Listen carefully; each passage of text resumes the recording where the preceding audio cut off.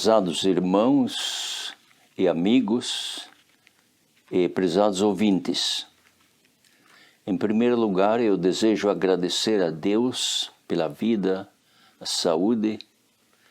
Agradeço também pelo plano da salvação em Jesus Cristo, pelo grande sacrifício feito por nós para a nossa salvação.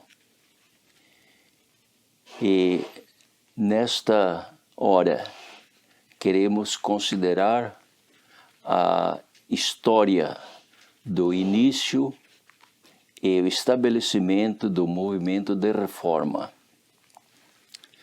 Porém, antes de entrarmos nessa parte, desejo mencionar algumas coisas concernentes à Igreja Adventista nos seus primórdios. Os Adventistas do sétimo dia, tendo base profética em Daniel 8,14, tiveram sua origem no ano de 1844. Mais tarde, isto é, em 1860, eles se associaram como igreja quando escolheram seu nome e se comprometeram a guardar os mandamentos de Deus e a fé de Jesus. Eis aí o seu compromisso. Leio do livro O Grande Movimento Adventista, página 58. Nós, os signatários abaixo, mediante este nos associamos como igreja, adotando o nome de Adventistas do sétimo dia, prometendo guardar os mandamentos de Deus e a fé de Jesus Cristo. Desde 1844 se passaram muitos anos, isto é, 16 anos, até que eles tiveram a primeira organização local. 3 anos mais tarde, em 1863, os adventistas se organizaram como Conferência Geral. Naquele tempo, era o tempo da Guerra Civil, que começou em 1861 até 1865. E no ano seguinte, depois da organização da Conferência Geral, no dia 2 de agosto de 1864, durante a Guerra Civil nos Estados Unidos, a comissão da Conferência Geral enviou uma carta ao governador de Michigan, a qual mencionaremos. Essa carta está escrita neste livro aqui, chamado Seventh-day Adventists in Time of War. Quer dizer, os Adventistas do sétimo dia em tempo de guerra. Foi escrito pelo ancião Francis McClellan Wilcox. E ele era um dos membros da comissão da Conferência Geral. Vou ler o que se encontra à página 58 deste livro. Os abaixo assinados, que compõem a comissão executiva da Conferência Geral dos Adventistas do sétimo dia, submetem respeitosamente à consideração de Vossa Excelência a seguinte declaração. A denominação dos cristãos chamados Adventistas do sétimo dia, tendo a Bíblia como sua regra de fé e prática, são unânimes de opinião que seus ensinos contrastam com o espírito e prática de guerra. São, pois, por motivo de consciência, contra o porte de armas. Se existe alguma parte da Bíblia que nós, como povo, acentuamos mais do que qualquer outro ponto de nossa crença, esta é a lei dos 10 mandamentos, a qual consideramos como a mais suprema lei e aceitamos cada preceito da mesma, literal e absolutamente. o quarto mandamento desta exige cessação de qualquer trabalho no sétimo dia da semana. O sexto proíbe tirar a vida. Segundo nossa opinião, nenhum desses mandamentos pode ser observado no serviço militar. Nossa prática uniforme está intimamente ligada a estes princípios. Por isso, nosso povo não se sentiu em liberdade de alistar-se no serviço militar.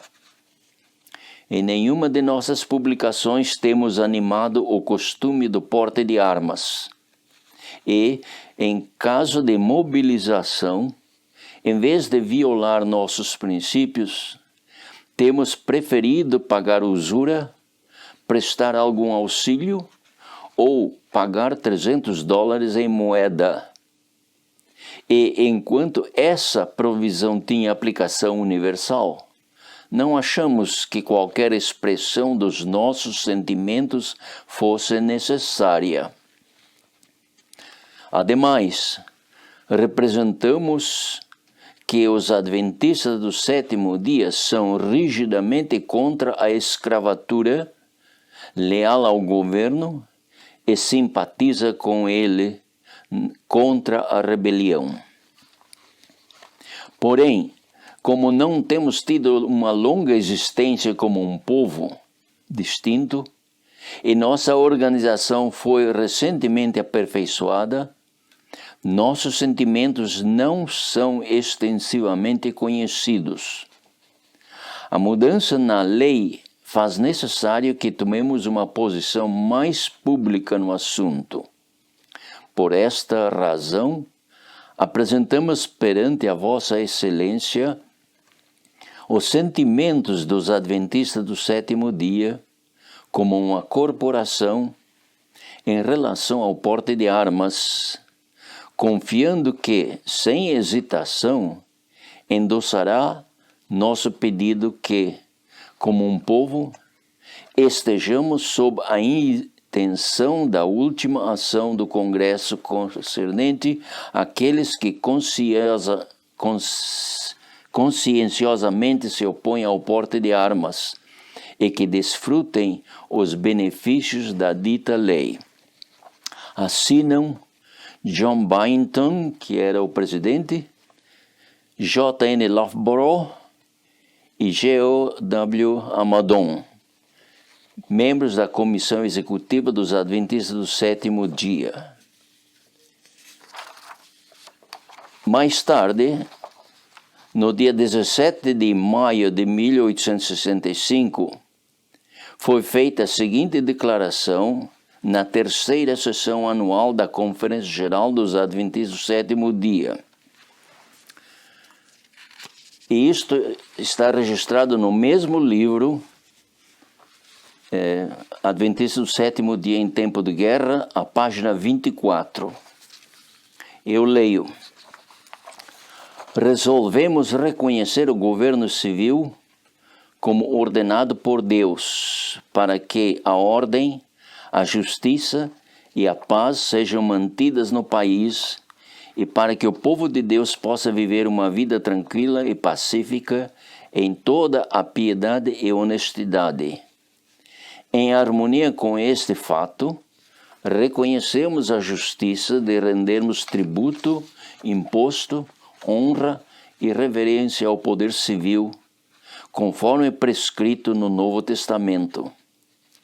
Ao passo que damos alegremente a César as coisas que as Escrituras mostram serem dele, somos obrigados a abster-nos de qualquer participação em atos de guerra e derramamento de sangue, por serem incoerentes com os deveres que nos são ordenados pelo nosso Divino Mestre. Resolvemos que esta conferência solicite à Comissão Executiva da Conferência Geral que prepare um artigo para publicação mostrando nosso ponto de vista do ensino das Escrituras sobre o assunto da guerra. se encontra a página 24 do livro Adventista do Sétimo Dia em Tempo de Guerra. Na sessão da Conferência Geral em 1867, foi decidido ainda o seguinte, e isto se encontra na revista Review and Herald, 28 de maio de 1867. Leio. Resolvemos que, na opinião desta conferência, o porte de armas ou participação na guerra é uma violação dos ensinos do nosso Salvador e o espírito e letra da lei de Deus. Porém, é nosso dever render respeito aos governadores civis em obediência a tais leis que não chocam com a palavra de Deus. Ao cumprirmos este princípio, rendemos tributo, impostos, reverência, etc. Review and Herald, 28 de maio de 1867. Durante a Guerra Civil nos Estados Unidos de 1861 a 1865, a serva do Senhor, Ellen White, recebeu instruções do Senhor com respeito ao serviço militar e à guerra. Ela escreveu: o que eu vou ler está registrado em Testemunhos para a Igreja, volume 1, página 361 e 362, na edição em inglês. Leio. Foi-me mostrado que o povo de Deus, que é o seu tesouro especial, não pode entrar nesta guerra complicada, pois isto seria contrário a cada princípio de sua fé. No exército, os homens não podem a um tempo obedecer à sua fé e às ordens dos seus superiores. Isto seria uma contínua tortura de consciência. Os homens do mundo são governados por princípios mundanos. Não podem compreender outros princípios. A política dos homens e a opinião pública contém as leis da ação pelas quais são guiados e induzidos a praticar a forma de retidão. Mas o povo de Deus não pode ser governado por esses motivos. As palavras e mandamentos escritos na alma são espírito e vida, e há neles poder para levar o homem à submissão e o constranger à obediência.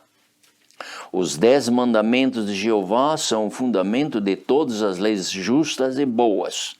Mas, se as exigências dos governadores entram em conflito com as leis de Deus, a única questão a ser resolvida é esta: devemos obedecer a Deus ou aos homens? Durante a Guerra Civil nos Estados Unidos, houve alguns que decidiram tomar parte na guerra. E eu leio deste livro chamado Light Bearers to the Remnant, quer dizer, portadores da luz para o remanescente. Este é um livro que foi publicado para o Departamento de Educação da Conferência Geral dos Adventistas do Sétimo Dia, pelo ancião R.W. Schwartz. E na página 101, ele diz o seguinte: durante os últimos tensos meses da guerra, vários soldados adventistas que se alistaram voluntariamente perderam sua posição como membros da igreja. Um desses homens foi um membro da igreja da sede em Battle Creek. O anúncio de sua exclusão foi abertamente publicado na Review. Eu tenho aqui uma fotocópia da Review and Herald, onde o nome desse irmão é mencionado. E vou ler.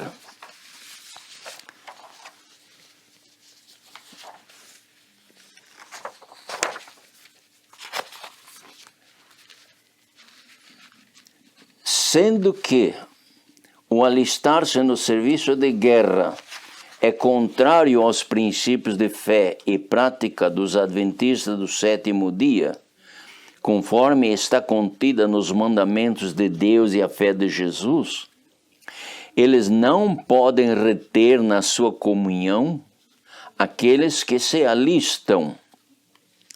Enoch Hayes foi, portanto, excluído do rol de membros da igreja de Battle Creek por voto unânime da igreja em 4 de março de 1865.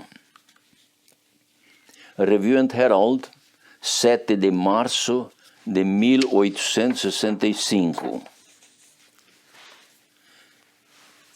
E os adventistas do sétimo dia publicaram um livro, publicaram vários livros. Comentário Bíblico Adventista do Sétimo Dia. E o volume 10, que é este aqui, é a enciclopédia.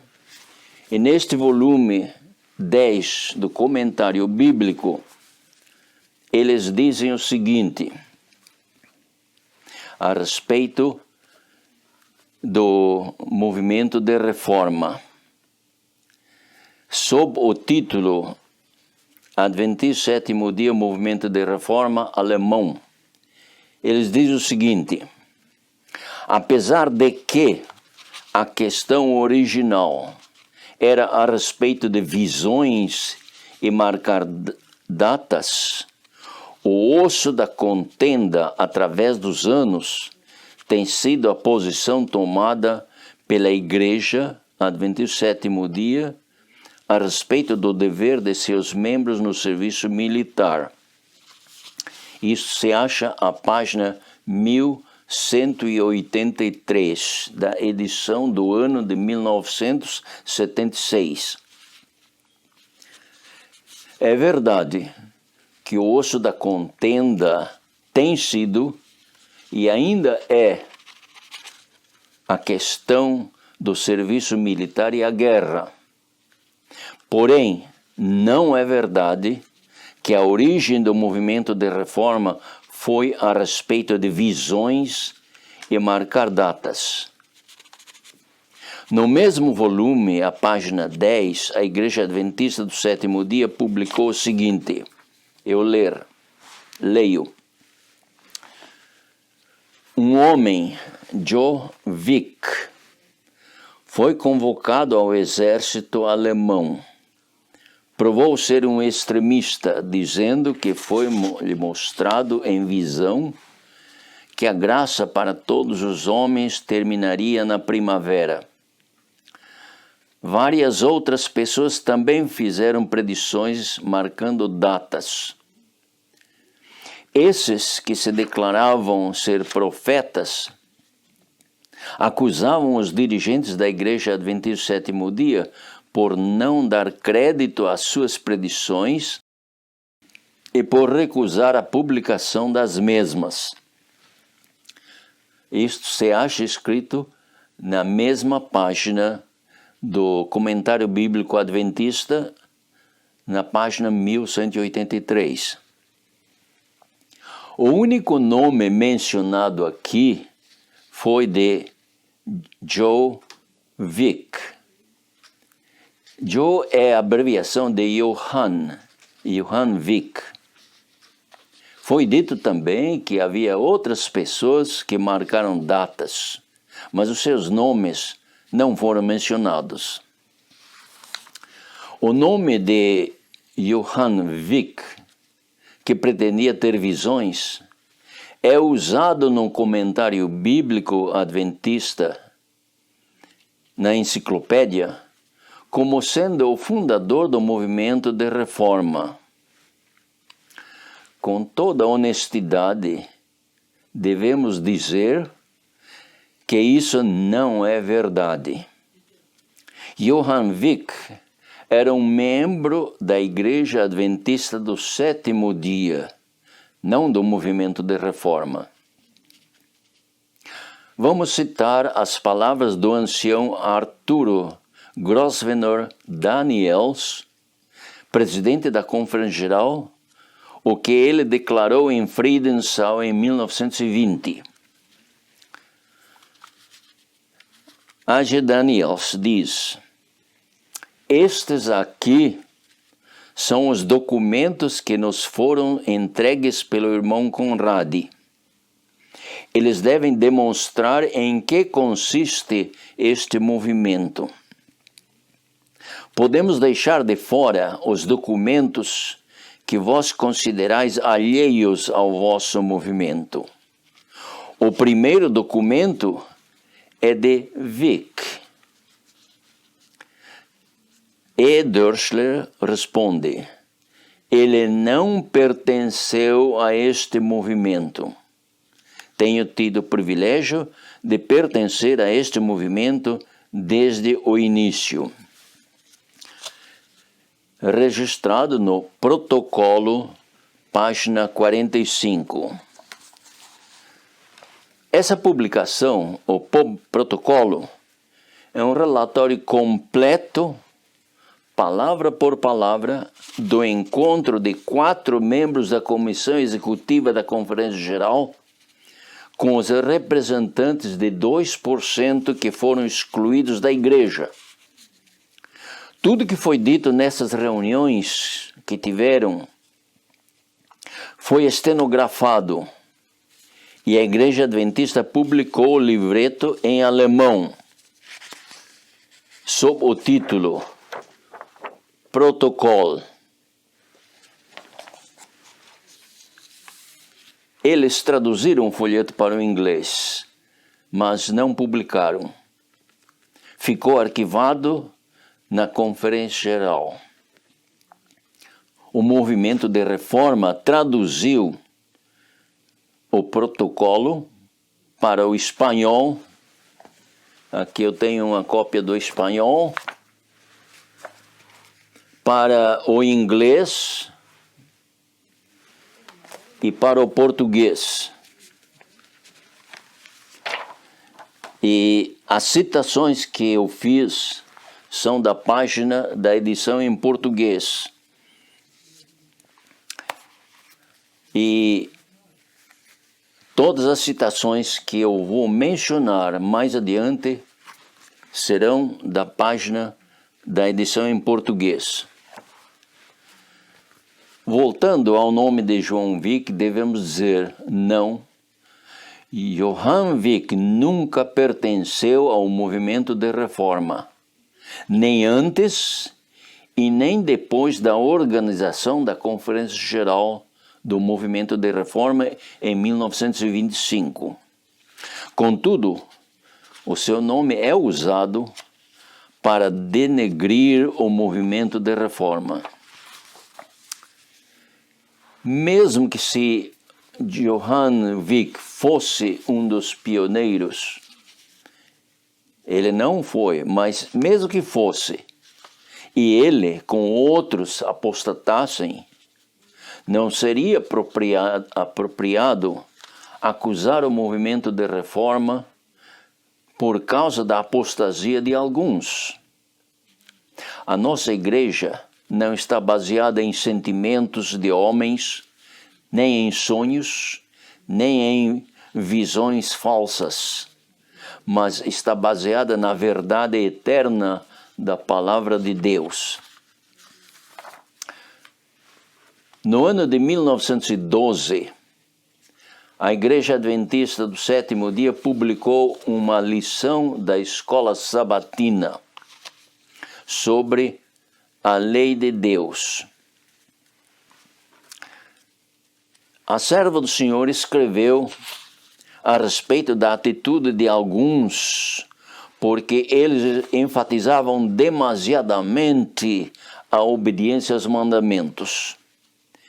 E ela escreveu o seguinte, eu cito de Review and Herald, 11 de março de 1890. Encontrareis aqueles que dirão, estás muito excitado sobre este assunto, estás muito preocupado. Não deveis buscar a justiça de Cristo e fazer disso o máximo. Deveis pregar a lei. Como um povo temos pregado a lei, até que nos tornamos secos como o monte de Gilboa, que não tem nem orvalho nem chuva.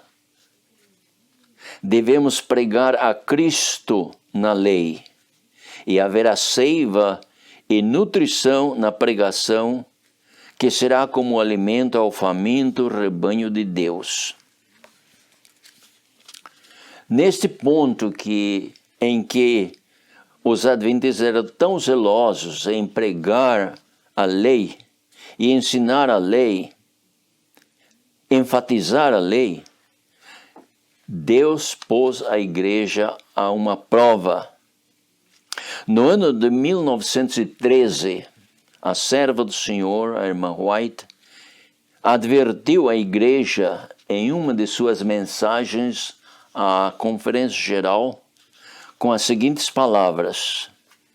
Isto se encontra registrado no livro Mensagens Escolhidas, volume 2, página 403. Ela escreveu isto no ano de 1913.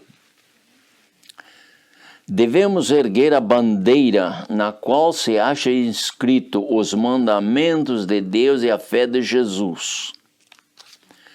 A obediência à lei de Deus é a grande questão. Não a percamos de vista. Precisamos esforçar-nos para despertar os membros da igreja e os que não professam coisa alguma a verem os reclamos da lei do céu e lhes obedecerem. Devemos engrandecer essa lei e torná-la gloriosa. No ano seguinte, no dia 28 de julho de 1914, começou a Primeira Guerra Mundial. Os dirigentes dos Adventistas do Sétimo Dia na Europa tomaram uma posição com respeito à guerra que era contrária à posição histórica da Igreja.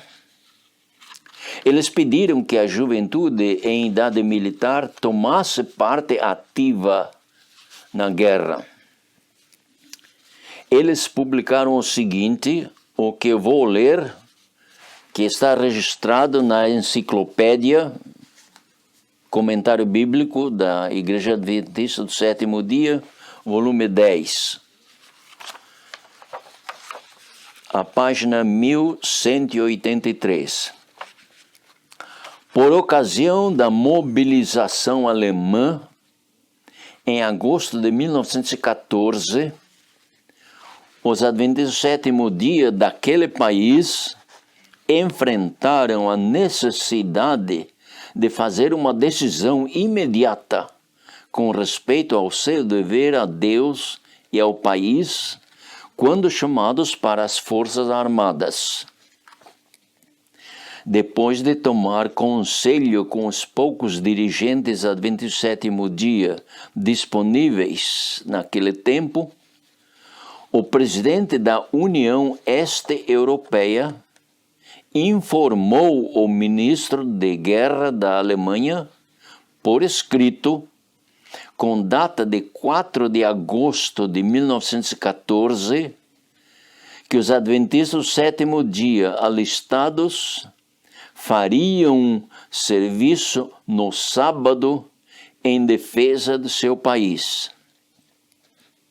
A maioria dos membros agiram devidamente quando convocados, apesar de que muitos deles pediram e foram escalados em serviços de não combatentes, como no corpo médico ou nas unidades da Cruz Vermelha. Muitos declararam ser objetores de consciência e, em alguns casos, sofreram tratamentos severos por terem feito isto. Comentário Bíblico da Igreja do 27º Dia, volume 10, página 1183, edição de 1976. Aqui, eles dizem que os adventistas tiveram que fazer uma decisão imediata sobre este assunto da guerra. Não, eles não tinham que fazer decisão alguma a respeito do assunto da guerra. A decisão da denominação estava firmemente estabelecida desde o princípio, isto é, uma posição contrária à participação de guerra. Na mesma página do comentário bíblico, eles dizem o seguinte: admitimos que os 3 líderes adventistas do 7º dia na Alemanha tomaram uma posição a respeito do dever dos adventistas do 7º dia no serviço militar que era contrária à posição oficial histórica mantida pela denominação desde a Guerra Civil Americana de 1861 a 1865. Notemos que eles admitem que os dirigentes da Alemanha tomaram uma posição contrária à posição oficial histórica mantida pela denominação. Mas eles continuam dizendo, tomaram essa posição sob sua própria responsabilidade num tempo de emergência, pensando sinceramente que eles estavam fazendo o melhor que podiam sob as circunstâncias, mas isso nunca tem sido aprovado ou endossado por qualquer outra comissão ou conselho da Igreja Adventista do 7º dia. No mesmo livro, página 1183, do Comentário Bíblico Adventista do 7º dia.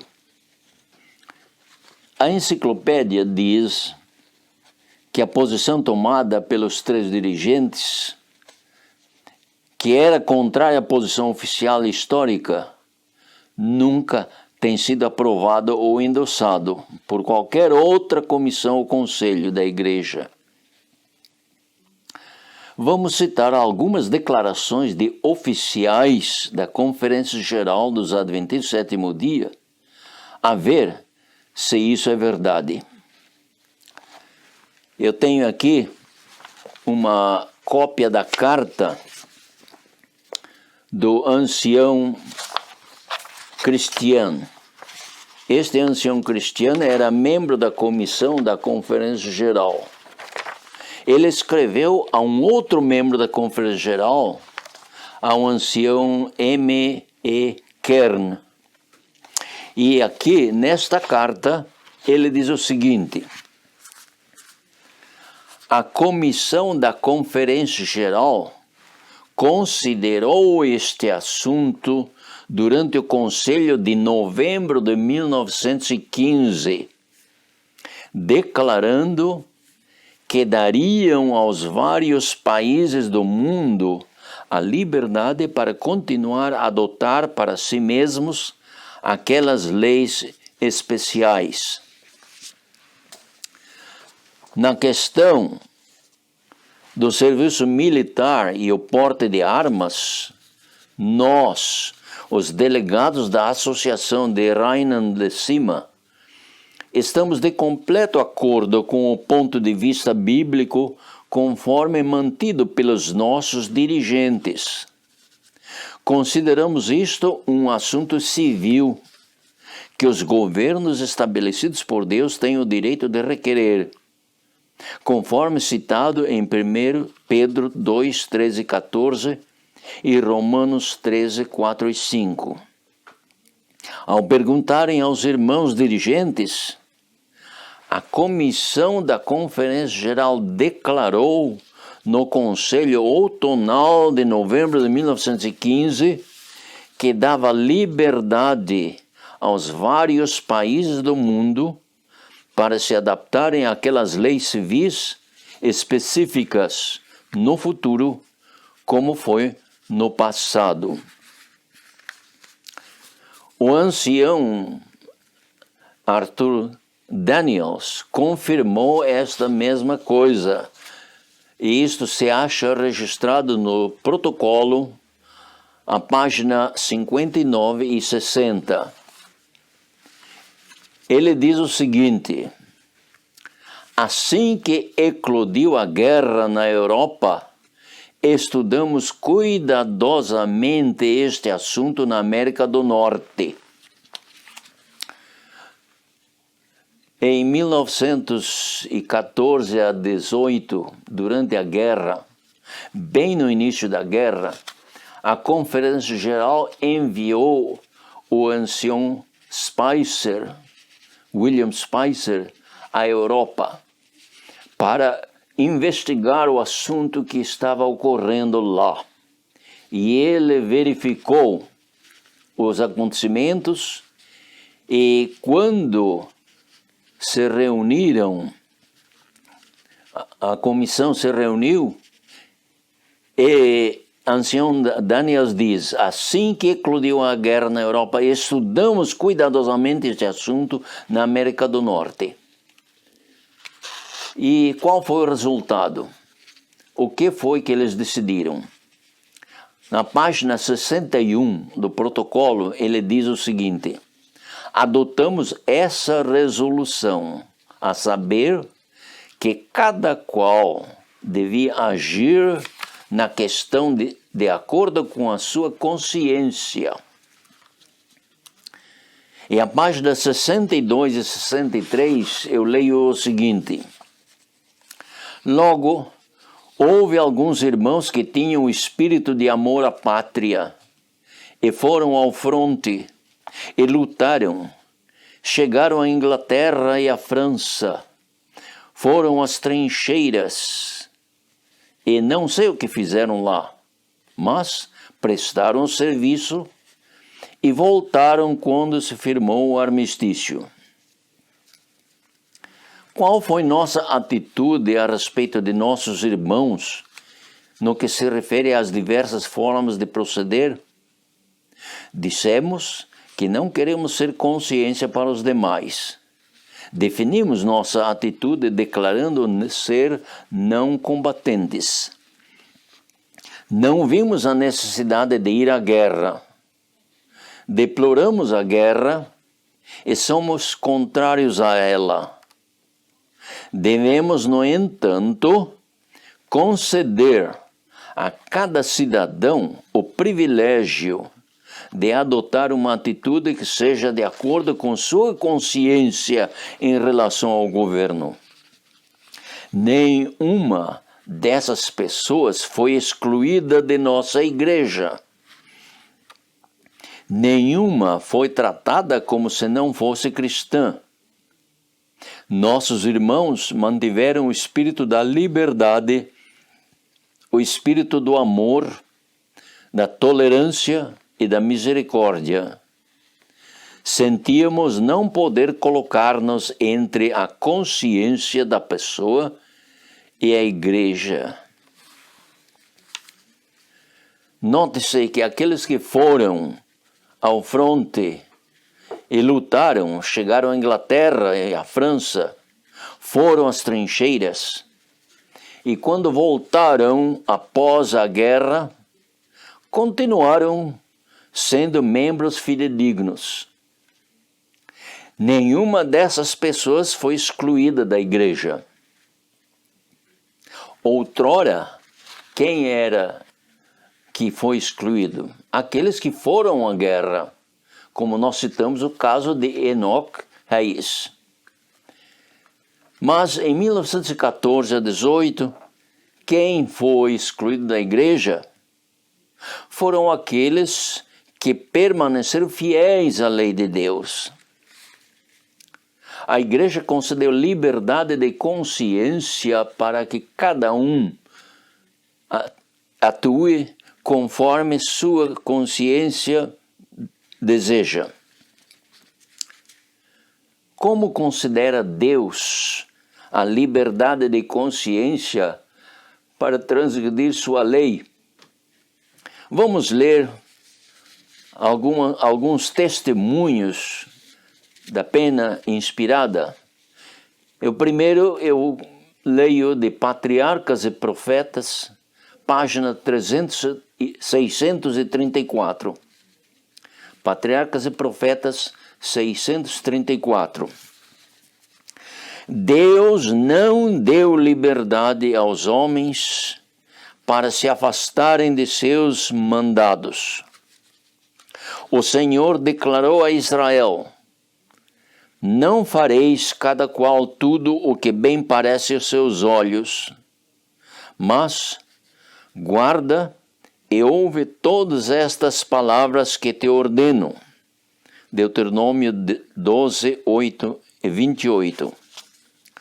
Ao resolver sobre qualquer caminho a seguirmos em nossos atos, não devemos indagar se podemos ver que resultará mal do mesmo, mas se está de acordo com a vontade de Deus. Há caminho que ao homem parece direito, mas o fim dele são os caminhos da morte. Provérbios 14, 12. Citado de Patriarcas e Profetas 634. Um outro testemunho diz: Maior Discurso de Cristo, páginas 51 e 52. Fossem os homens livres para se apartar das reivindicações do Senhor e estabelecer uma norma de dever para si mesmos, e haveria uma variação de normas para se adaptarem aos vários espíritos, e o governo seria tirado das mãos de Deus. A vontade do homem se tornaria suprema, e o alto e santo querer de Deus, seu desígnio de amor para com suas criaturas, seria desonrado, desrespeitado.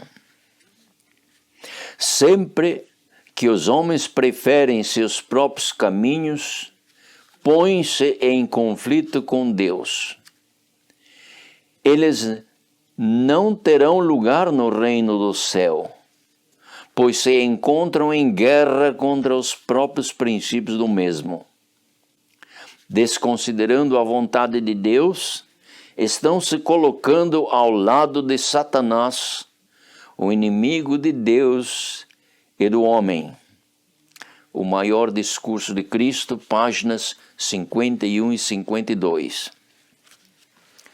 A Igreja Adventista do Sétimo Dia, durante a guerra, deu liberdade de consciência. E não somente deu liberdade, mas mandou os oficiais tomarem parte na guerra. No mês de agosto de 1914, o secretário da Divisão Europeia distribuiu uma carta circular que vamos ler.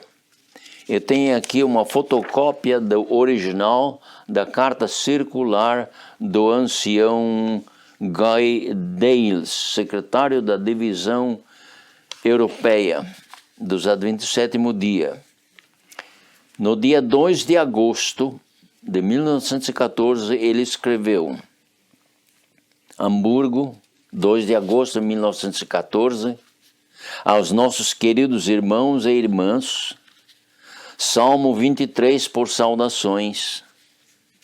Neste tempo difícil e terrível, no qual a Europa caiu, desejamos pedir o seguinte de vós: como seguidores de Cristo, devemos, pelo poder de Deus, ser verdadeiros, obedientes nestes dias e sujeitos aos serviços de nossa terra.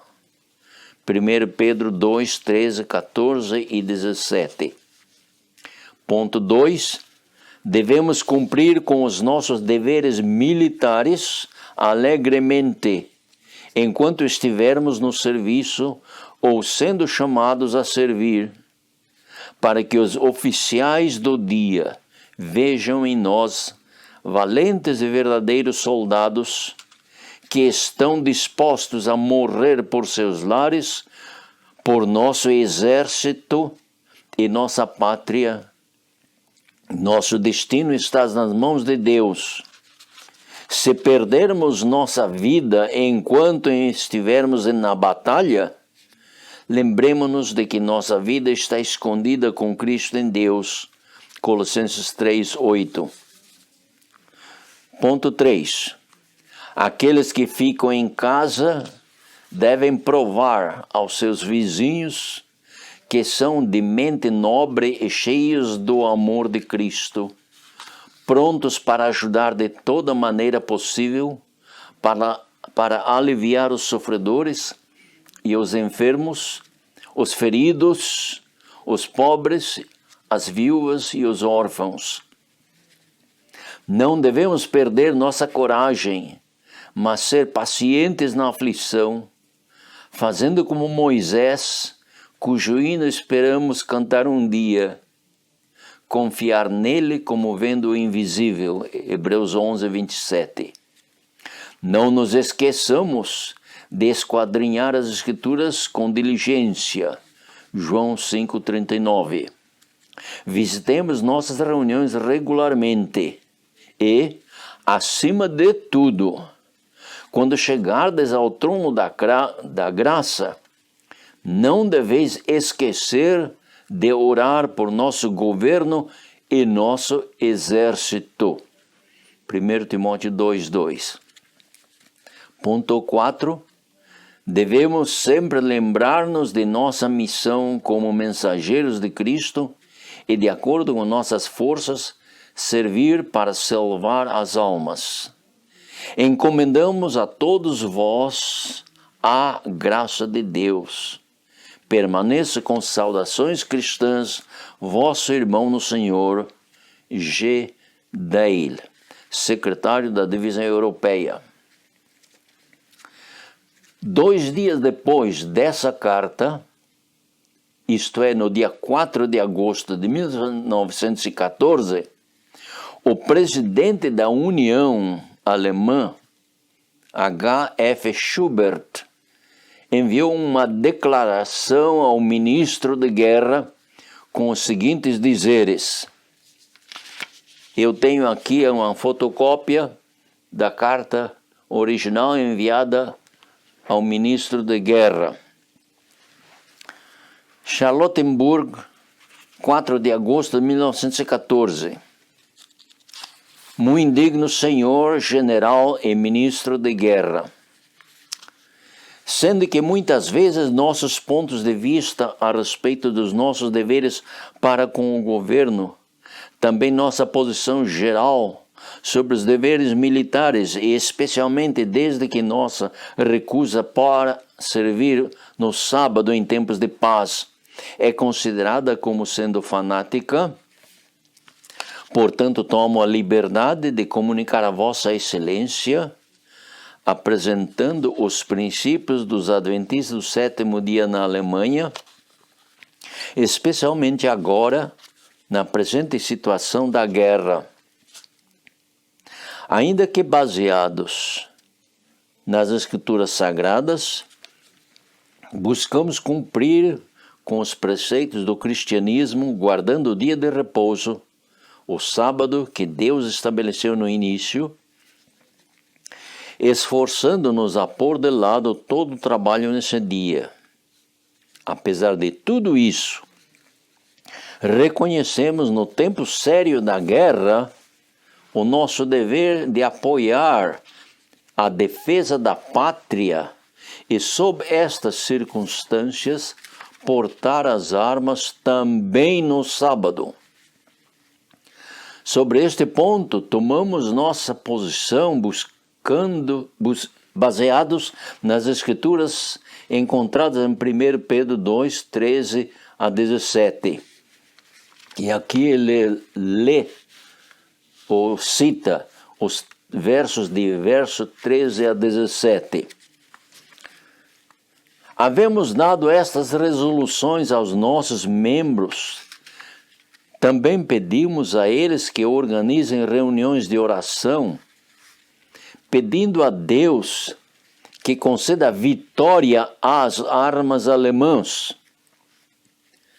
Se alguns dos convocados adventistas recusarem o serviço no sábado, ou objetem a portar armas, seremos muito agradecidos, Vossa Excelência, se o comandante oficial tiver um conhecimento dos nossos princípios ou resoluções. Em relação a esta declaração, permita-me, Vossa Excelência, informar que em Friedenthal, Magdeburg, nosso sanatório, nossa escola missionária, também 250 tendas armadas, com um médico encarregado e um número de enfermeiros treinados que podem assistir a 1.400 soldados feridos, estão à vossa disposição. Oramos a Deus que conceda a esta justa causa a vitória. Tenho a honra, Vossa Excelência, de permanecer. Assina H.F. Schubert, presidente da União Alemã. O presidente da divisão europeia, Conrad, e o presidente da União Leste Alemã, da Associação da Saxônia, declararam o seguinte em uma carta ao comandante do exército. Isto foi no dia 5 de março de 1915. Vou ler o que se encontra na carta enviada ao comandante do exército. Dresden, 5 de março de 1915, ao comandante-geral do 7º Corpo do Exército em Dresden. Em relação ao número 856, número 3, de 22 de fevereiro de 1915, que proibia realizar reuniões adventistas em Dresden, permita o abaixo assinado a dar a seguinte explicação.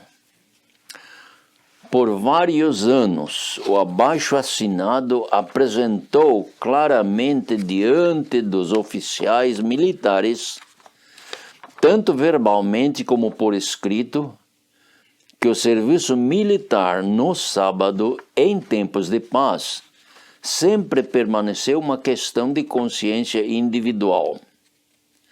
Mas, ao irromper a guerra, os dirigentes da organização adventista na Alemanha aconselharam a todos os seus membros, com o seu consentimento, em todas as terras, sob a pressão circunstancial e a necessidade da pátria, a cumprir os seus deveres exigidos deles como cidadãos, de acordo com as Escrituras, e zelosamente fazer nos sábados o que os outros guerreiros fazem no domingo.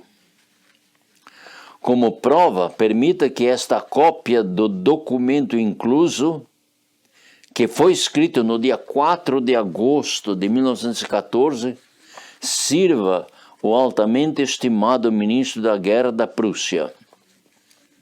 Esta posição tomada já nos anos atrás é apoiada pelas assinaturas anexadas. Assina pela divisão europeia L.R. Conradi, presidente. Pela sede da União Este-Europeia em Berlim, assina H.H. Schubert. E pela sede da Associação da Saxônia, assina Peter Drinhaus, presidente. Desejo abrir aqui um parêntese. O meu pai nasceu no fim do século XIX, isto é, em 1893.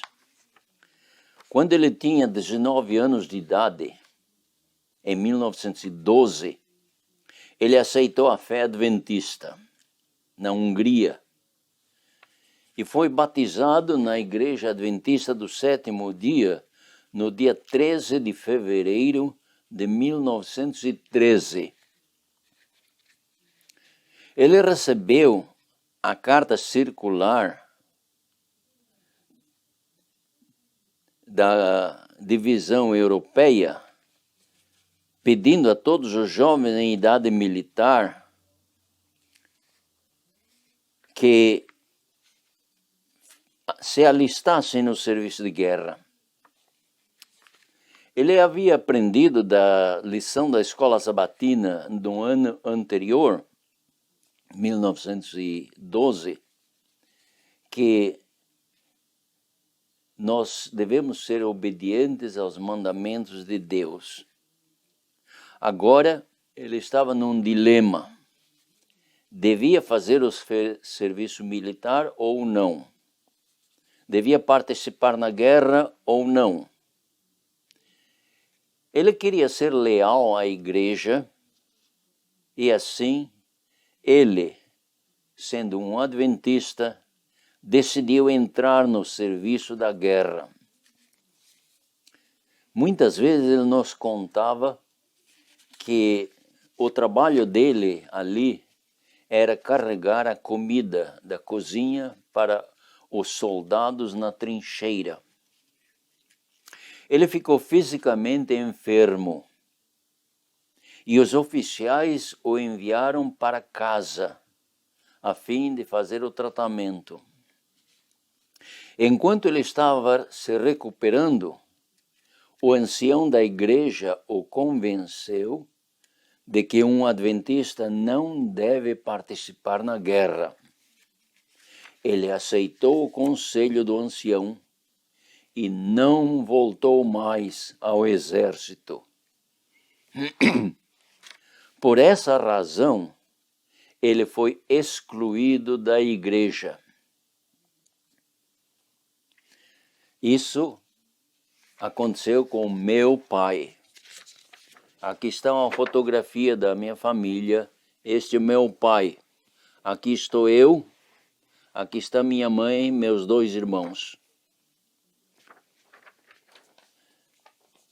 Em 1916, numa igreja onde se reuniam minha avó, minha tia e minha mãe, o ancião da igreja, por nome Kutashi, ensinava aos membros que um adventista não deve participar na guerra. Um ministro chamado Murbach chegou a essa igreja num sábado para celebrar a Santa Ceia. A mesa estava posta e tudo estava pronto para a solenidade do rito. Era a primeira vez que minha mãe iria participar da Santa Ceia após o seu batismo. O pastor Murbach perguntou à congregação: quem está ao lado do irmão Kutashi?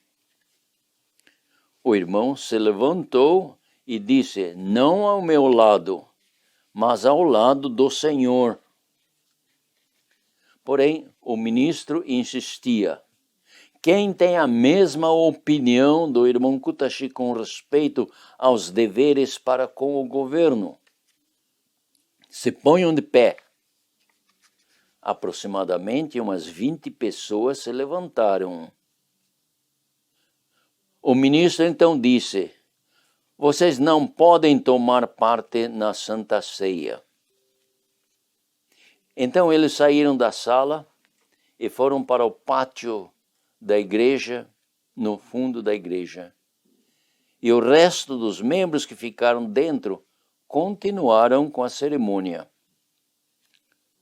O ancião Kutashi convidou esses que estavam com ele à sua casa para fazer o culto ali. Naquele mesmo dia, eles foram excluídos da igreja. Entre eles estava a minha avó, a minha tia e a minha mãe. Uma das amigas da minha mãe viveu até o ano 2002. O seu nome era Rosa Cons Lambru. Aqui está a fotografia dela comigo. Eu a visitei em 1995 na Romênia e tirei uma fotografia com ela. Ela estava bem lúcida da memória, com a idade de 94 anos. Ela me contou como ela e minha mãe eram amigas íntimas e ambas foram excluídas da igreja com os outros mais naquele mesmo dia. Essa experiência ocorreu na Hungria, não na Alemanha, de modo que o problema não era só na Alemanha, mas em 16 países da Europa. E nesses 16 países, 2% foram excluídos da igreja, aqueles que se opuseram a participar na guerra. Vou ler a lista dos países, dos 16 países onde os fiéis adventistas foram excluídos da igreja. Alemanha, Áustria, Bulgária, Tchecoslováquia, Dinamarca, Estônia, França, a Grã-Bretanha, a Holanda, Hungria, Polônia, Romênia, a Rússia, Suécia, Suíça e a Iugoslávia. Em 1915, uma imprensa pública deu um testemunho a respeito da exclusão de membros fiéis. Eu leio de um jornal alemão. Desde o rompimento da guerra, realizou-se entre os adventistas uma divisão. A maior parte queria que a doutrina ficasse sem vigor durante a guerra. A outra parte, porém, exigia a santificação do sábado também durante a guerra. Essa controvérsia causou a expulsão da organização os defensores dos princípios da antiga fé. Isso foi publicado em Kölnische Zeitung, quer dizer, Jornal de Cologne, no dia 21 de setembro de 1915, na edição da tarde. No ano de 1918, quando a guerra terminou, os adventistas do sétimo dia declararam, através da imprensa pública, que 2% dos membros foram excluídos durante a guerra. Eu tenho aqui uma fotocópia do jornal alemão, no qual eles dizem o seguinte: no começo da guerra, dividiu-se nossa igreja em dois partidos. 98% de nossos membros chegaram pelo estudo da Bíblia à convicção de que a consciência manda defender a pátria com armas também no sábado. Esta opinião, apoiada por todos os membros da diretoria, foi imediatamente comunicada ao Ministério de Guerra. 2%, porém, não concordaram com esta decisão, sendo por fim excluídos por motivo de seu comportamento indigno de um cristão. Estes elementos insóbrios se fizeram pregadores, procurando propagar suas ideias loucas, porém com pouco sucesso.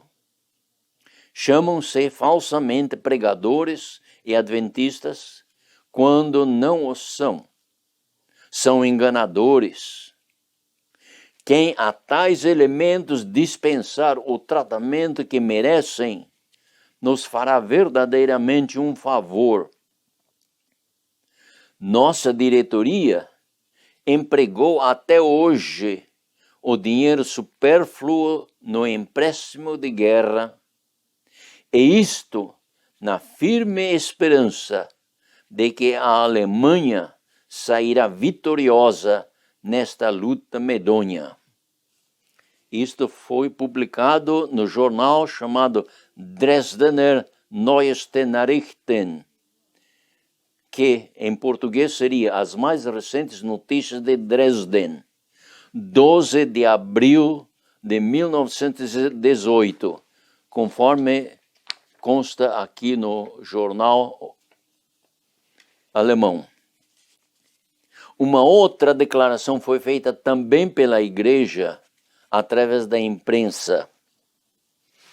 E isto é neste outro jornal chamado Stuttgarter Neues Tagblatt.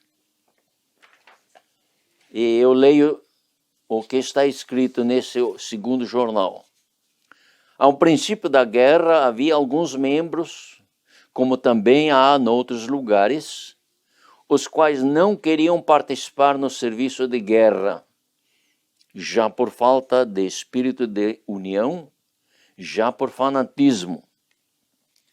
Estes começaram a espalhar seus escrúpulos na congregação, verbalmente e por escrito, visando induzir outros a fazer o mesmo.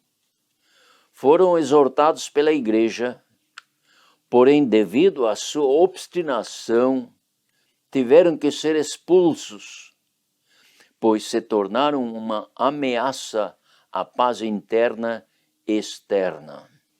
Stuttgarter Neues Tagblatt quer dizer jornal diário mais recente, 26 de setembro de 1918. De que os fiéis foram expulsos da igreja era conhecido não somente pela imprensa pública, mas também pela Igreja Católica. Eu tenho aqui uma fotocópia de uma publicação católica chamado Paulinos, do dia 8 de março de 1953.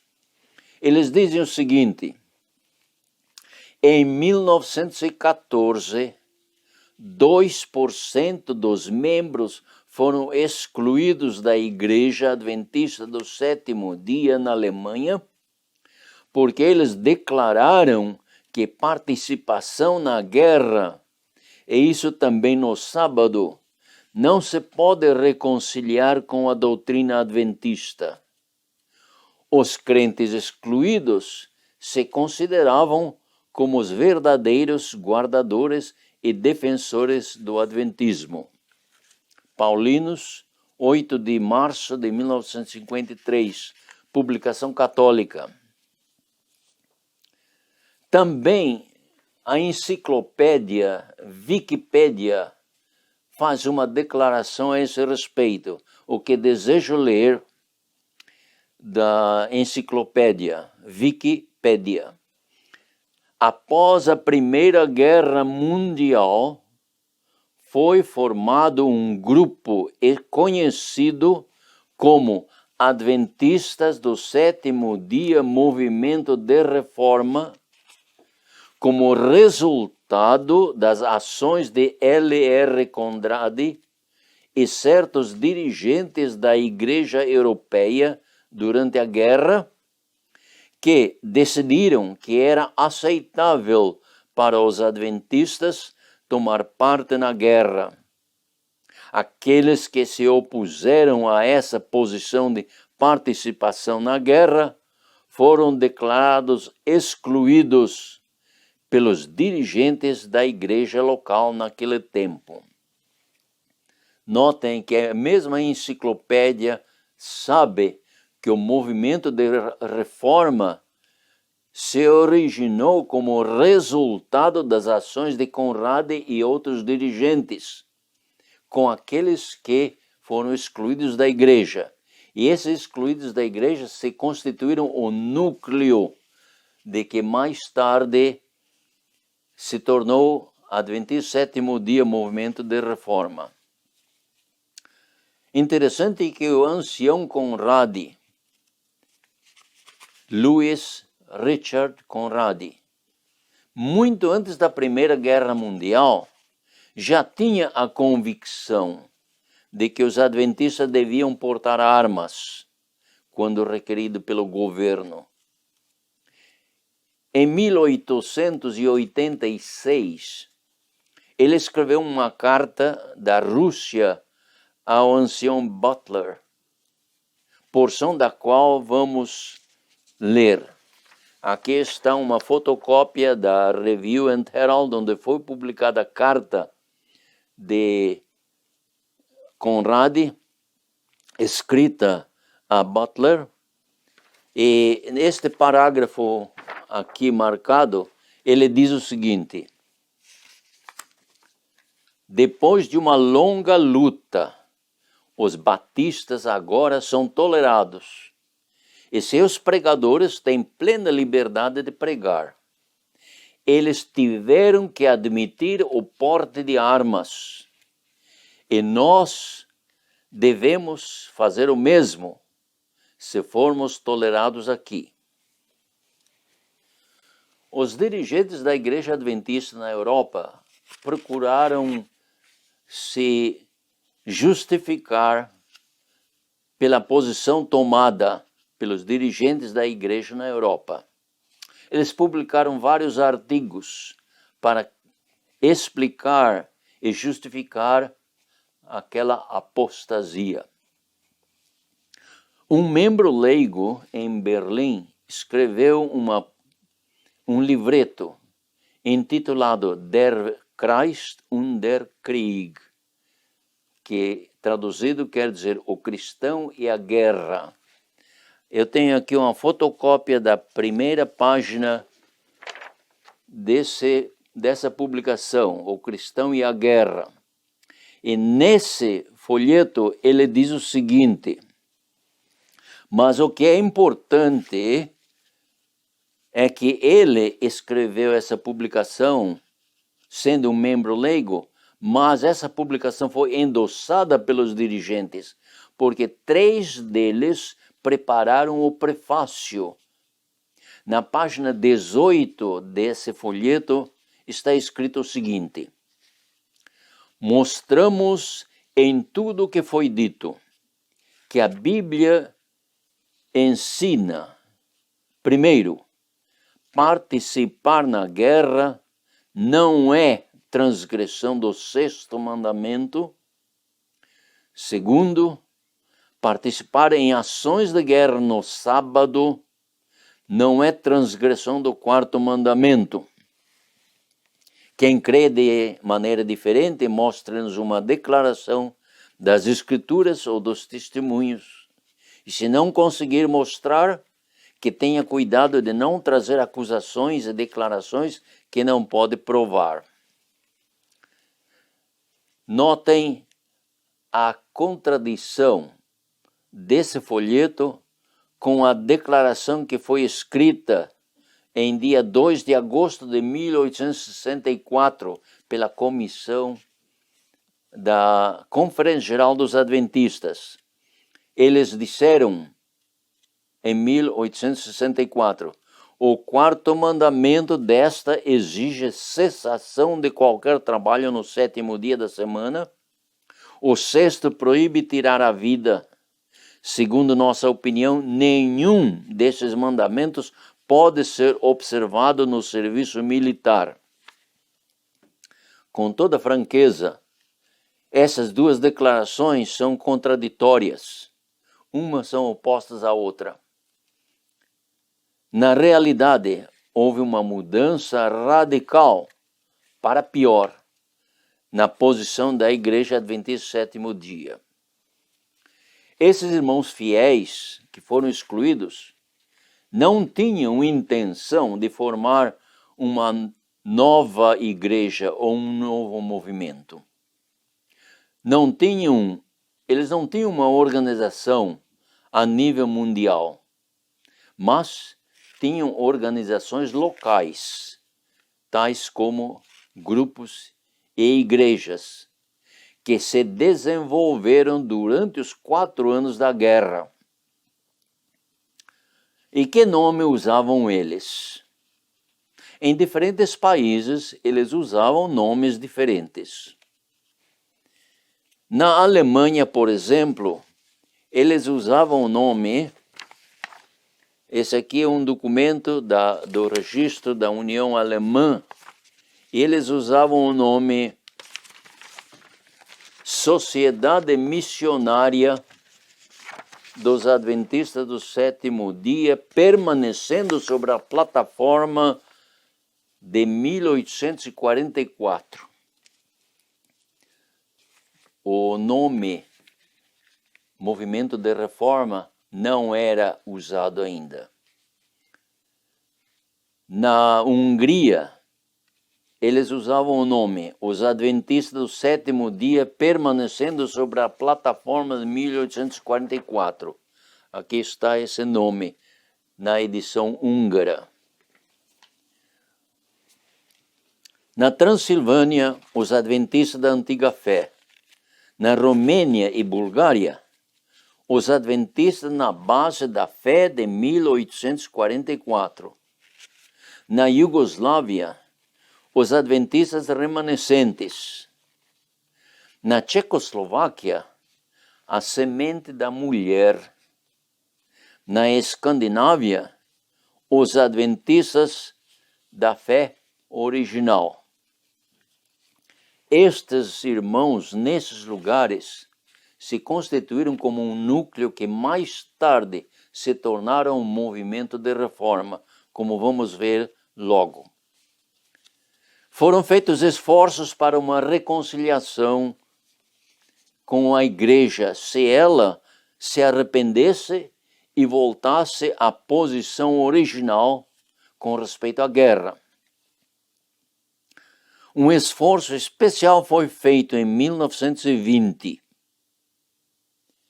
quando 4 oficiais da Conferência Geral visitaram a Europa.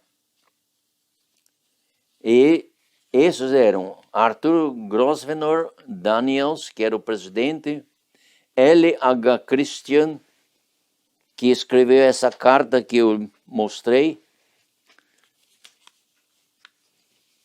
F.M. Wilcox, o escritor deste livro aqui, e M.E.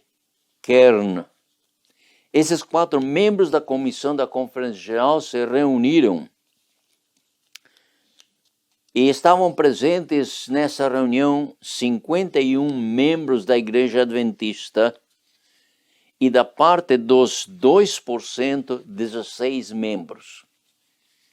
As reuniões foram feitas na Escola Missionária de Friedenthal, na Alemanha.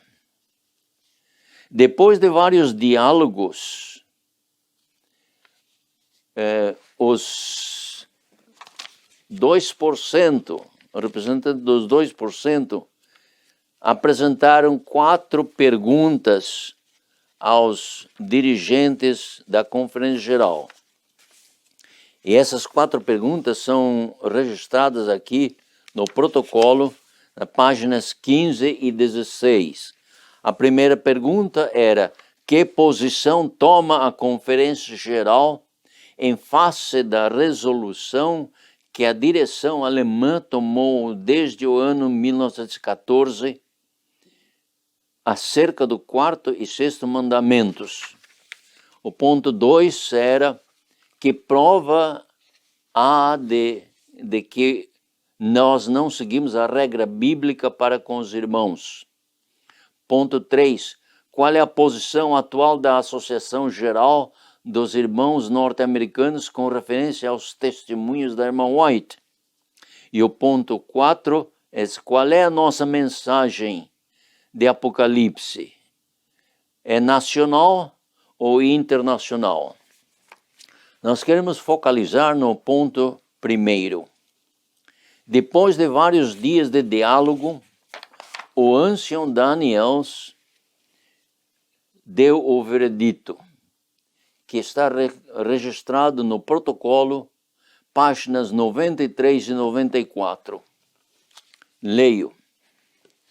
Cremos que os pontos de vista que defendeis são totalmente errôneos.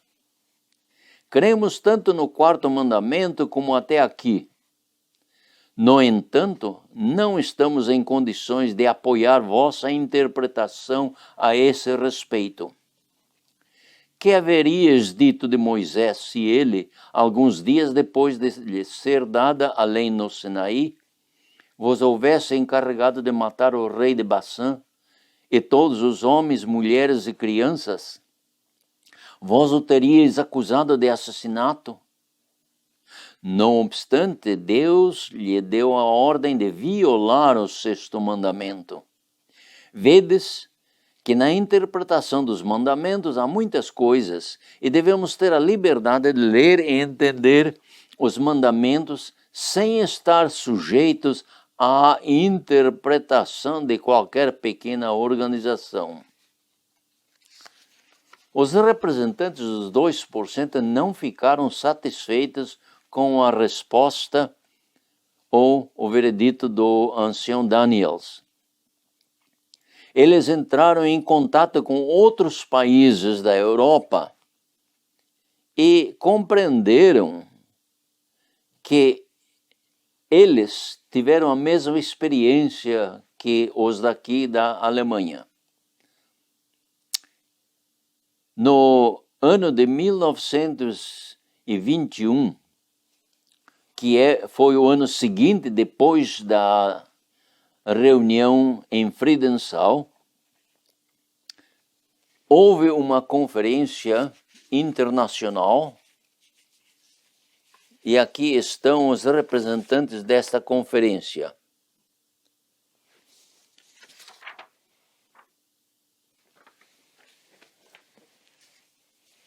E no dia 18 de novembro de 1921, eles elegeram uma comissão internacional composta dos seguintes irmãos.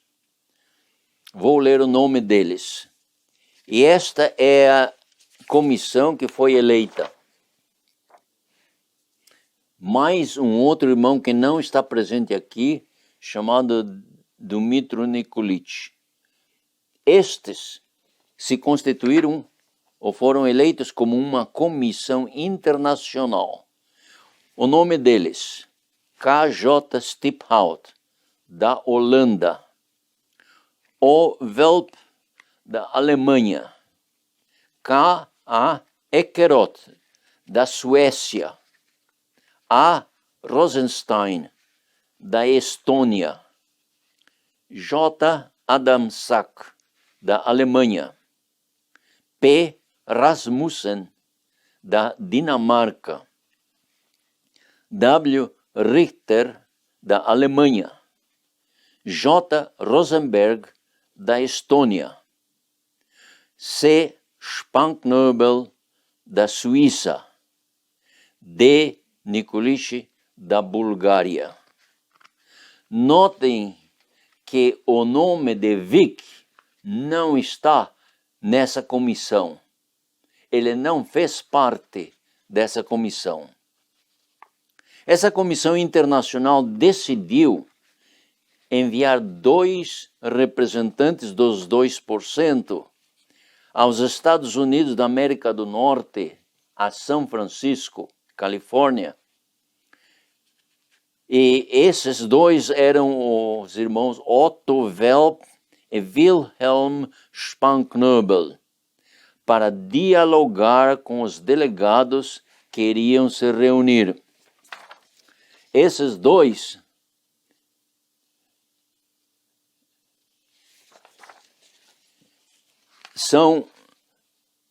foram aos Estados Unidos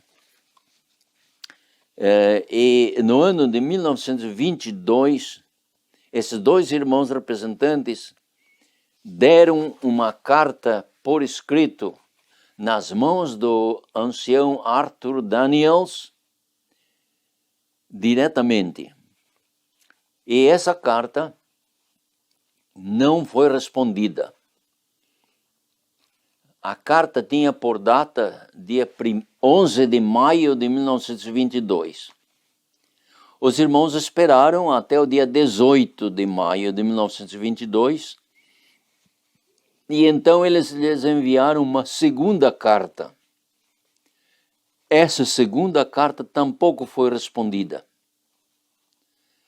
4 dias depois, eles enviaram uma terceira carta, bem abreviada, no dia 22 de maio de 1922, pedindo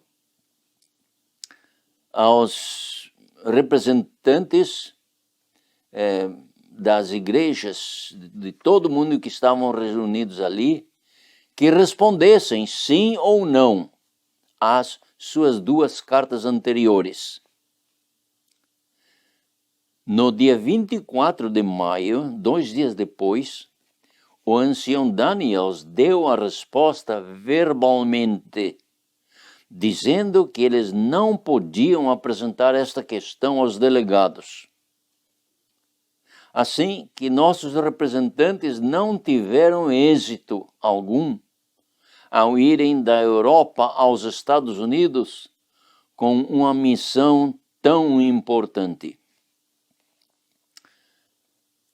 Os delegados da Conferência Geral em São Francisco estavam muito ocupados. É de estranho e difícil de compreender que eles não tinham tempo para ouvir os representantes de milhares de almas na Europa. Sim, eles estavam muito ocupados na sua assembleia. Qual era o ponto-chave das suas reuniões? Queremos citar de um jornal secular o que se passava nas suas reuniões. Esse jornal está mencionado neste livro, escrito pelo irmão A. Balbach, e eu vou ler essa referência publicada no jornal.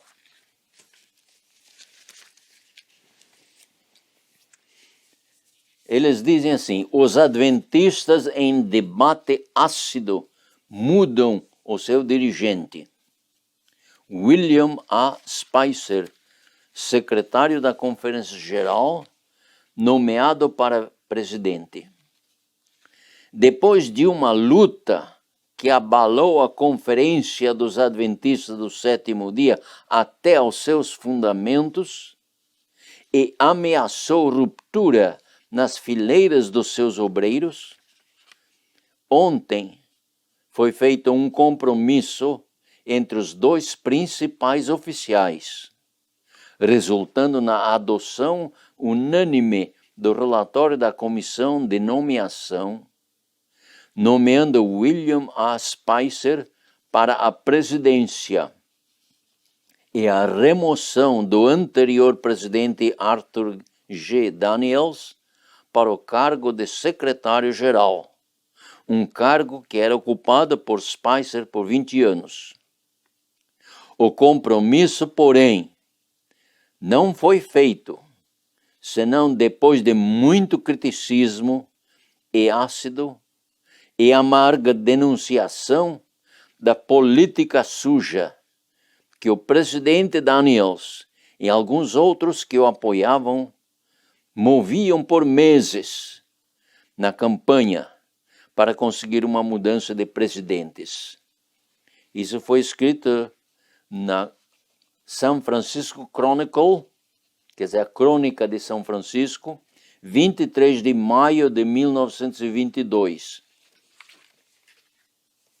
Eles ficaram muito envergonhados do que havia ocorrido. E depois da eleição dos oficiais, os delegados fizeram uma resolução que foi publicada no boletim da conferência. E essa resolução também está registrada no livro, aqui. Eles dizem o seguinte: sendo que há evidência inequívoca de que a triste influência de métodos políticos atuados por um número comparativamente pequeno para solapar a influência e destruir a boa reputação de oficiais honrados entre nós. Portanto, fica resolvido que nós nos comprometemos, em nome de Deus, a um arrependimento completo de todas essas coisas não sagradas. De modo que os dois representantes não tiveram êxito, não puderam entrevistar os delegados para apresentar o caso. Eles tiveram que voltar à Europa e relataram à Comissão Internacional o resultado de sua visita. No fim do mesmo ano de 1922, de 27 de dezembro de 1922 a 2 de janeiro de 1923, a divisão europeia da Igreja Adventista do Sétimo Dia realizou uma reunião do Conselho em Gland, Suíça, onde, entre outros assuntos, decidiram o seguinte, e o que eu vou ler está registrado neste livro, aqui, Adventista Sétimo Dia em Tempo de Guerra, página 346 e 347. Honramos a lei de Deus conforme contida nos 10 mandamentos e explicada pelos ensinos de Cristo e exemplificada em sua vida. Por isso, observamos o sétimo dia, sábado, como tempo sagrado. Abstemo-nos de todo o trabalho secular nesse dia, mas empenhamo-nos de bom grado em obras de necessidade e caridade que sirvam para aliviar os sofrimentos e erguer a humanidade em tempos de paz e em tempos de guerra. Recusamos participar em atos de violência e derramamento de sangue. Concedemos, porém, a cada membro da Igreja absoluta liberdade para servir a seu país em qualquer tempo e em qualquer lugar, conforme os ditames de sua consciência pessoal. Essa liberdade de consciência para transgredir a lei de Deus foi repetida em janeiro de 1923.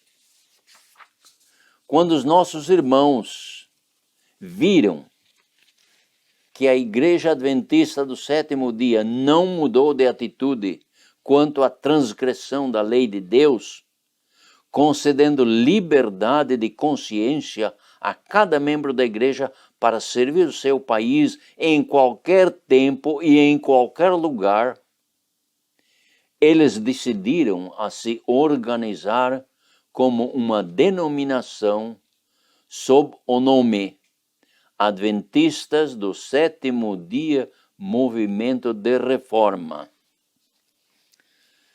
Notemos que o nome Adventista do Sétimo Dia, até que foi adotado, passaram 16 anos.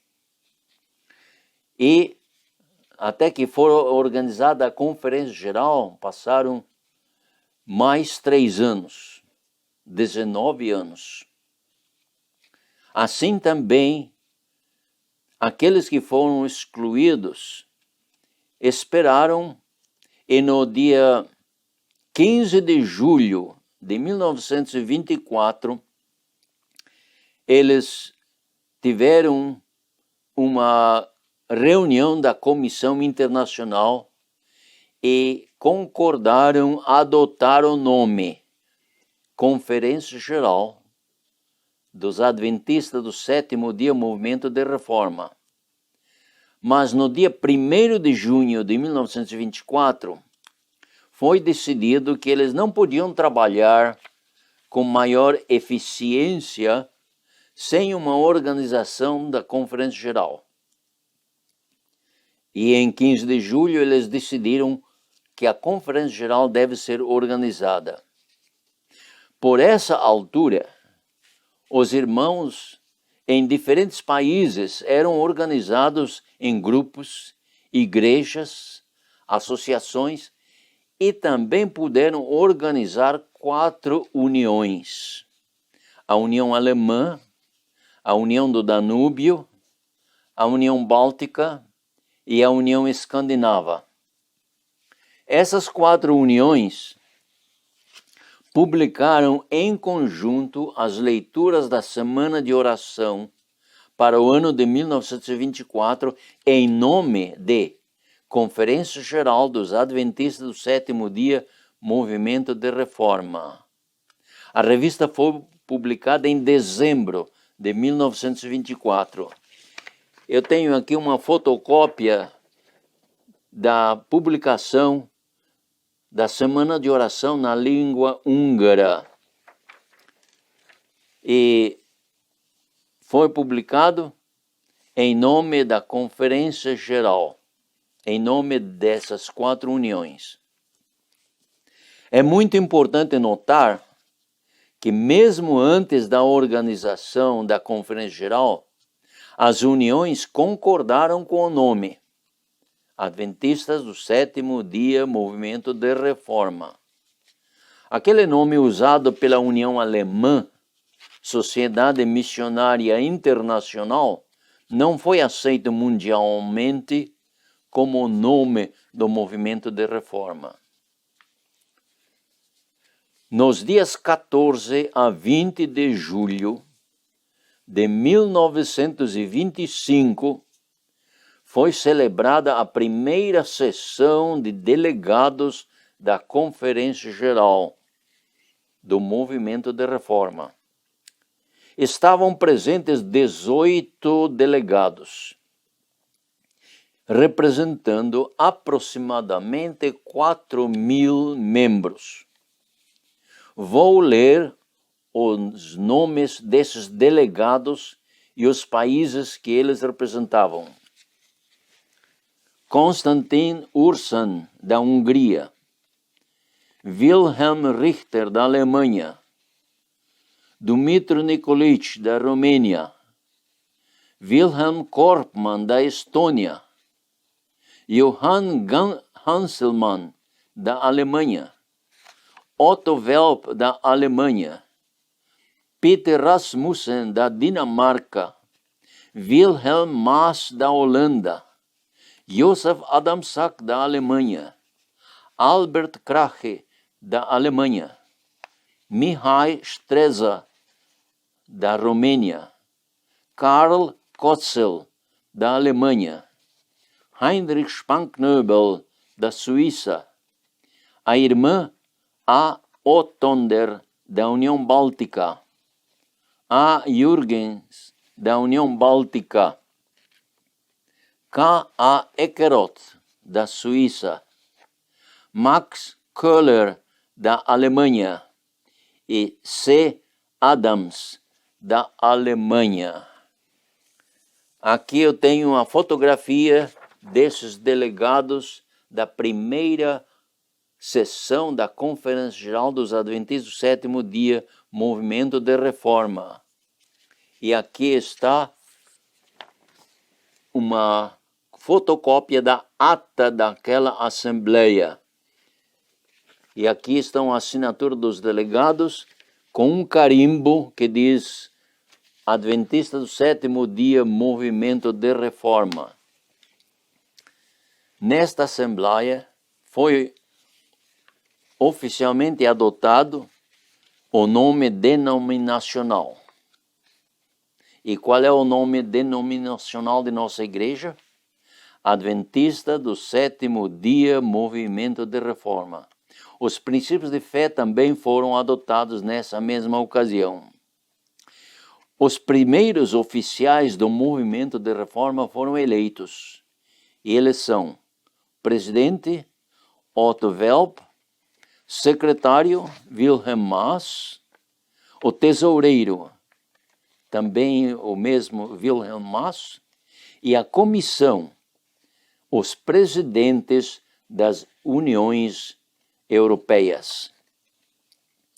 Johann Wick e outros elementos fanáticos não fizeram parte do movimento de reforma, nem antes e nem depois de 1925. Em resumo, esta é a breve, verdadeira história do início e estabelecimento do movimento de reforma. Uma pergunta muito importante. Temos nós o direito de ser a igreja remanescente de Deus? O que é que nos dá esse direito? A resposta é dada pelo Espírito de Profecia. Vamos ler em Review and Herald, 17 de julho de 1900. Eu leio. Cristo tem uma igreja em cada época. Obediência aos mandamentos de Deus nos dá o direito aos privilégios dessa igreja. O que é que nos dá o direito de sermos a igreja de Deus? A obediência aos mandamentos de Deus. Um outro testemunho diz em Manuscript Releases, quer dizer, manuscritos liberados, volume 14, página 102. Eu leio o seguinte: quando uma igreja mostra ser infiel à palavra do Senhor, qualquer que seja a sua posição, qualquer que seja a sua sagrada vocação, o Senhor não mais poderá obrar com eles. Outros são escolhidos para arcar com as responsabilidades importantes. Manuscritos Liberados, volume 14, página 102. O Espírito de Profecia nos diz como Deus considera uma igreja infiel à lei de Deus. Isso é tirado do livro Vida e Ensinos, página 207. Leio. Assim reconhecem a Deus e a sua lei, fundamento de seu governo no céu e em todos os seus domínios terrestres. Sua autoridade deve ser conservada, distinta e clara perante o mundo, e não ser reconhecida lei alguma que esteja em oposição às leis de Jeová. Se, em desafio às disposições divinas, for permitido ao mundo influenciar nossas decisões ou ações, o propósito de Deus será frustrado. Se a igreja vacilar aqui, por mais sedutor que seja o pretexto apresentado para tal, contra ela haverá registrada nos livros do céu uma quebra da mais sagrada confiança, uma traição ao reino de Cristo. Irmãos, amigos, ouvintes, sejamos fiéis à lei de Deus em todos os tempos, em todos os lugares, como resultado da salvação oferecida por Jesus Cristo. E então temos o direito de pertencer à Igreja Remanescente de Deus. Para maiores detalhes sobre a história e desenvolvimento da nossa Igreja Adventista do Sétimo Dia Movimento de Reforma, solicitem informações sobre isso aos irmãos dirigentes, especialmente da sede da Conferência Geral. Também recomendamos que leiam o livro publicado pelo falecido irmão Alphonse Balbach, A História do Movimento de Reforma. Que Deus os abençoe a todos. É o meu desejo e minha oração. Amém.